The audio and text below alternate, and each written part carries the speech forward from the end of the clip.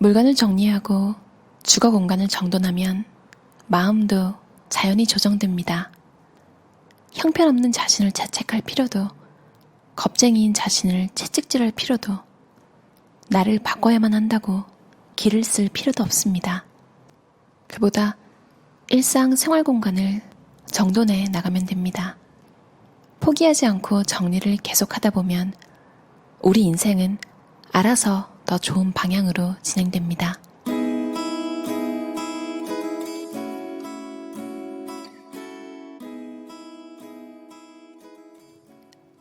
절대로 정리를 그만둬서는 안 됩니다.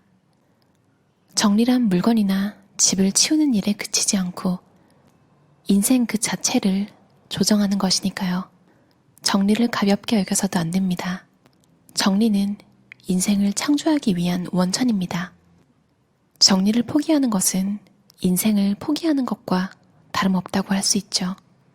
몸은 우리의 생명이 거주하는 공간입니다. 그리고 몸이 사는 곳은 집입니다. 집이란 우리의 생명을 담는 거대한 그릇입니다. 집 정리를 게을리하는 것, 집 손질을 미루는 것은 생명을 함부로 다루는 것과 같아요. 가장 먼저 주거 공간을 정리해 봅시다. 그것이야말로 진정 생명을 돌보는 행위입니다. 물건으로 난장판이 되어가는 집, 물건이 넘쳐나는 집, 물건이 자꾸만 쌓여가는 집, 이런 식으로 주거 공간은 황폐해집니다. 집 자체가 병들어가는 거죠. 물건으로 가득 차서 신진대사가 사라진 집은 정말 안쓰럽습니다. 이렇게 신진대사가 사라진 주거 공간은 그 속에서 계속 살아야 하는 사람도 서서히 시들어가게 만듭니다. 집이 병들면 사람도 병들고, 집이 건강하면 사람도 건강해집니다. 사람과 주거 공간이 긴밀히 연결되어 있음을 반드시 깨달아야 합니다. 물건이 잔뜩 쌓여서 햇빛이 좀처럼 들어오지 못하는 실내 환경은 병을 쉽게 불러오고 그곳에 사는 사람의 양기까지 가두어버리고 맙니다. 자신을 바꾸는 것이 아니라 일상을 정돈해 나가면 되죠. 여분의 물건을 걸러내고 내 손으로 착실히 공간에 변화를 가져오면 생활에도 변화가 찾아와 일상 또한 단정해집니다. 그렇게 되면 인생의 극적인 변화가 찾아올 것입니다. 물건으로 뒤덮인 생활 공간뿐만 아니라 정보로 넘치는 사고 속에서 참된 변화를 실현하기란 어렵습니다. 그런 것들을 차근차근 추려낸 후 제일 마지막에 남은 심플한 물건이나 정보를 살펴봅시다. 바로 거기에 당신이 진심으로 바라는 것이 반드시 있을 테니까요. 신발 정리가 시작입니다. 벗은 신발은 물론이고 벗은 옷이나 빌려 쓴 무릎 담요처럼 사용을 마친 물건을 잘 정리하는 일은 생각보다 어렵습니다. 마음이 다른 것으로 옮겨가면 자신의 손과 발을 미처 살피지 못하는 우리. 지금 상태를 일단락 짓고 뒤처리를 한 뒤에야 우리는 다음으로 나아갈 몸가짐을 갖추고 마음가짐을 정리할 수 있습니다. 신발을 정리하는 것은 정리를 위한 소중한 첫걸음입니다. 어디서 봤는데 여행 갔다 와서 여행용 가방 짐 풀어서 정리하는 사람이 진짜 독한 사람이라고. 참 우리나라에는 당연한 일을 하는 사람을 독하다 이렇게 표현하는 게 많은 것 같아요. 근데 그게 칭찬이긴 하지만 결코 기분 좋은 느낌의 이야기는 아니잖아요. 어쩌면 많은 사람들이 그렇게 하지 않기 때문에 마음을 좀 편안하게 가지라는 의미에서 오히려 정리를 바로 해버리는 그런 사람을 특이한 사람 취급을 하는 것 같아요. 그러면 이제 정리를 안 하는 많은 사람들은 게으른 게 아니라 나는 그냥 평범한 사람일 뿐이야, 이렇게 위안이 되잖아요. 너무 박하다고 생각할 수 있는데 어떻게 보면 정리를 하고 그냥 올바르게 살아가는 사람들이 좋은 이야기를 들어야 되는 사회인데 독하다, 지독하다, 사막에 떨어뜨려 놔도 혼자 살아남을 거다. 되게 그 말이 더 독하지 않나요? 그냥 어렸을 때부터 그런 생각을 했었어요. 아무튼 여행 다녀와서 바로 정리하시는 분들, 독한 게 아니라 깔끔한 겁니다. 집의 때가 바로 마음의 때입니다. 미처 치우지 못해 불쑥 튀어나온 물건들, 수납하지 못해 넘쳐나는 물건들, 그리고 보관해 둔다는 명목으로 집에 쌓여있는 물건들, 그 물건들은 몸의 때처럼 이제 그 쓰임을 다했습니다. 말하자면 생활의 때라고 할 수 있죠. 그런 때를 그대로 두면 몸도 마음도 건강할 수 없습니다. 달라붙은 생활의 때는 나중에 그것을 씻어내려 해도 잘 씻기지 않는 끈질긴 마음의 때가 됩니다. 간직하고 있다가 죽일 건가요? 버려서 살려볼까요? 정리를 수납이라고 생각하면 안 됩니다. 그저 물건을 가지런하게 모아두는 것이 과연 당신에게 의미가 있는 일일까요?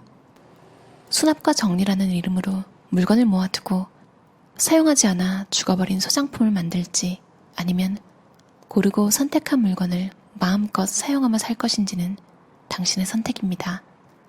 이 차이는 정말 큽니다.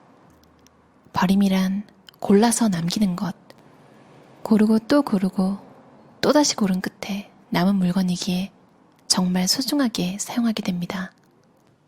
정리나 청소는 매일 하는 일이죠. 그러다 보니 어느새 당연한 일과가 되어버렸네요. 나중에는 영 내키지 않는 작업이 되어버려서 그 가치가 떨어지고 말죠. 그러나 정리는 부정함을 제거하는 행위입니다. 청소, 곧 쓸기, 훔치기, 닦기는 청결함을 불러들이는 행위입니다. 모든 것을 소유할 필요도 없고 소유할 수 있는 것도 아닙니다. 최대한 많은 물건을 가지고 싶은 바람은 우리의 본능과도 같습니다. 혹시 무슨 일이 생길지 모르니까, 부족해서 곤란할까봐 라는 말은 변명을 넘어 정당성까지 있게 들리죠. 그 결과 과한 축적에 빠지고 맙니다. 모든 물건을 다 갖추는 것은 불가능하고 전부 긁어모을 필요도 없습니다. 물건을 다 갖추려 하지 말고 필요할 때 그때그때 챙기는 건 어떨까요? 지금의 일상이 훨씬 가뿐해질 겁니다. 신기한 게 뭔가 정말 맛있어서 한 10개 이렇게 사다 놓으면 사재기를 해놓는 순간 흥미가 떨어지는 경험 해보셨나요? 저도 원래 몇 끼 정도 먹을 분량만 장을 보는데 언제 한번 시티에 나갔다가 한국마트에 갔는데 깔라만시 젤리가 있더라고요. 칼로리도 엄청 낮은, 제가 전에도 한번 말했는데 코로나가 끝나고 이제 재택근무를 하면서 살이 거의 10kg가 쪘어요. 그래서 비만은 아닌데 뭔가 사람이 한번 눈사람을 굴리면 점점 커지잖아요. 그냥 그런 느낌으로 커진 기분? 서서히 쪄가지고 사실 그냥 뭔가 좀 몸이 좀 무겁네 이 정도지 몸무게를 안 쟀으면 몰랐을 것 같아요. 아무튼 그래서 그 젤리를 너무 맛있어서 뭔가 하루에 한 끼를 이걸로 대체해야겠다. 이래서 10개를 샀죠. 참 사람은 정말 신기해요. 그 처음 하나 먹을 때는 정말 맛있었는데 두 번째 먹을 때는 그 맛이 아니더라고요. 다시 그냥 건강하게 제가 좋아하는 야채들을 많이 먹는 걸로 식생활을 유지하면서 운동을 하고 있어요. 참 알면서 저도 가끔 실수를 계속 하는 것 같아요. 소유욕은 가지면 가질수록 자유를 잃는 정체모를 욕구입니다. 그렇다면 우리는 왜 자꾸만 물건을 갖고 싶어 할까요? 타인과 비교해 우월감을 느끼기 위해서? 불안을 해소하기 위해서? 채워지지 않는 마음을 대신하기 위해서? 집에 있는 물건을 차분히 살펴보는 일부터 시작해봅시다. 그 안에 숨은 당신의 진심을 알게 될 테니까요. 생활의 재고는 곧 인생의 채무입니다. 이제는 사용하지 않아서 보관해둔 물건은 나중에도 사용하지 않습니다. 지금 안 입는 옷은 나중에도 입지 않고 더는 안 읽는 책은 나중에도 읽지 않습니다. 혹시 모르니까 라는 생각에 일단 보관하지만 결국엔 새로운 물건을 사는 게 일상이 되어버리지 않았나요?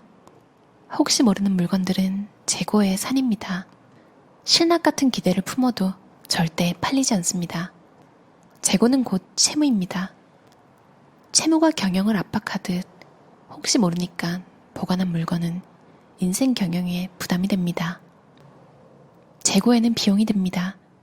이것은 경영 철칙입니다. 물건을 그냥 두기만 해도 인생 경영이 버거워진다는 사실을 깨달아야 합니다. 너무 버거워서 미궁에 빠지기 전에 재고 처리를 위한 아이디어를 고민하고 행동합시다. 감정이 막히면 생각이 막히고 생각이 막히면 공간이 물건으로 막힙니다. 우리는 물건의 가치가 있다고 생각해서 그것을 가까이 두죠. 그러나 머릿속에 가득 찬 사고와 마음에 품은 감정도 놓아줘야 합니다. 그러니 물건부터 놓아주면 어떨까요? 사방을 꽉꽉 채운 불필요한 물건을 없애기만 해도 우리의 사고와 감정은 자연스럽게 흘러갈 것입니다. 텅 비어있는 공간은 꿈과 희망으로 가득합니다. 앞으로 그 공간을 무엇으로 채울지 상상만 해도 얼마나 즐거운가요? 그런데 그 공간이 점점 물건으로 메워집니다. 한때 그곳을 채운 꿈과 희망이 고임과 정체로 바뀌는 것이죠. 자, 이제 소중한 공간을 되찾을 시간입니다. 공간을 불필요한 물건으로 채우지 않으면 그곳으로 여유가 흘러갈 것입니다. 막힌 공간을 자유로운 공간으로 만듭시다.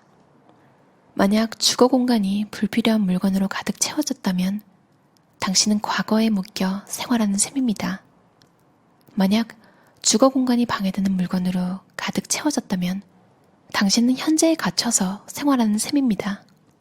주거 공간이 이렇게 여분의 물건이 서식하는 창고처럼 변했다면 당신의 앞날은 자유에서 멀어지고 말 것입니다. 당신의 주거 공간은 당신 자신이 주인공인 자유 공간이어야 합니다.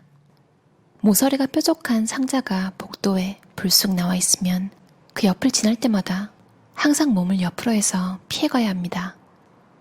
앞길을 막는 물건들을 매일같이 해치며 부엌, 화장실, 욕실에 가야 한다면 좋지 않은 자세가 습관처럼 몸에 뱄니다.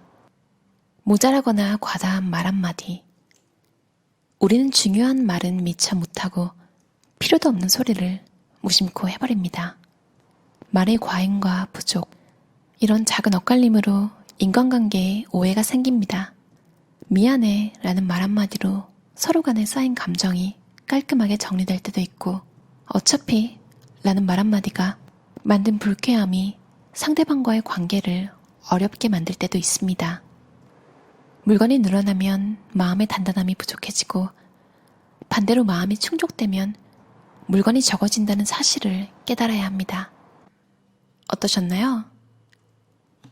1954년 미국의 심리학자 줄리안 로터가 자신의 삶이나 행동, 미래를 스스로 통제한다고 믿을수록 더 행복하고 성공한다고 주장했대요. 삶을 스스로 통제하고 있다는 느낌을 강화하는 것이 바로 행동 편향이라고 해요. 그러니까 동기부여가 될 때까지 기다리지 말고 행동부터 하라는 이야기인데요. 이 이야기를 듣고 생각해보니까 제가 인생에서 제일 비참하고 슬프고 괴로웠던 때가 제 인생을 제가 어떻게 할 수 없다고 믿고 있을 때더라고요. 미니멀리즘이 참 좋은 게 만약 여러분이 해야 할 일이 있어요. 그게 만약에 운동이면 옷이 어디 있는지 딱 알고 정리가 잘 돼 있으면 운동복을 바로 갈아입고 그냥 나가버리면 돼요. 그때 만약에 집 열쇠가 어디 있는지 모르는 그런 사소한 일이 걸림돌이 되어버리면 그거 하나 때문에 운동을 안 나갈 수도 있거든요. 여러분도 최소한 여러분이 꼭 하루에 매일 꼭 하고 싶은 일들, 그런 일들에 관련된 동선은 깨끗하게 원할 때 바로 실행할 수 있게 정리해보는 건 어떨까요? 저도 그럼 녹음하고 바로 줄넘기를 하러 가겠습니다. 그럼 편안하고 즐거운 주말 보내세요. 들어주셔서 감사합니다.